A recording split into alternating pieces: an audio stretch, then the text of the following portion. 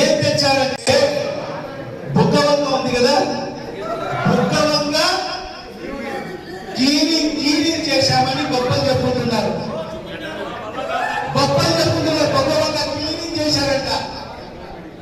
బుగ్గవంగ వచ్చి అనేక మంది ప్రాణాలు పోగొట్టుకుంటే వీళ్ళ ప్రభుత్వం 2014 నుంచి 19 వరకు ఉండింది.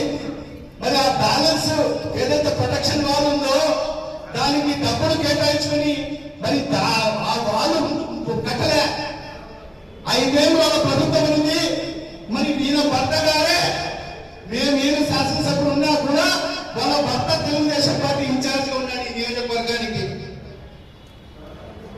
మరి 70 రూపాయలు తీసుకొచ్చి మరి ఆ బ్యాలెన్స్ కంప్లీట్ చేయలే. మళ్ళా మేము వచ్చిన తర్వాతనే మా నాయకులు మా ముఖ్యమంత్రి జగన్మోహన్ రెడ్డి గారు 50 కోట్ల రూపాయలు ఇచ్చి మరి ఆ బ్యాలెన్స్ వరకు కంప్లీట్ చేశారు.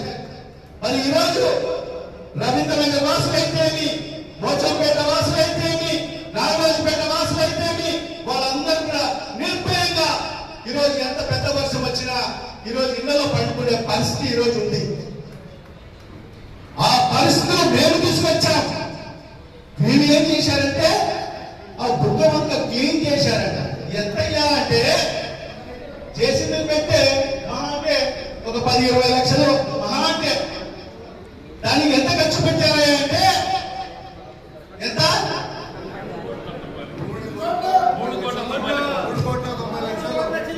3,90 లక్షల రూపాయలంట దానికి క్లీన్ చేసే దానికోసం జేసీబీ పెట్టి.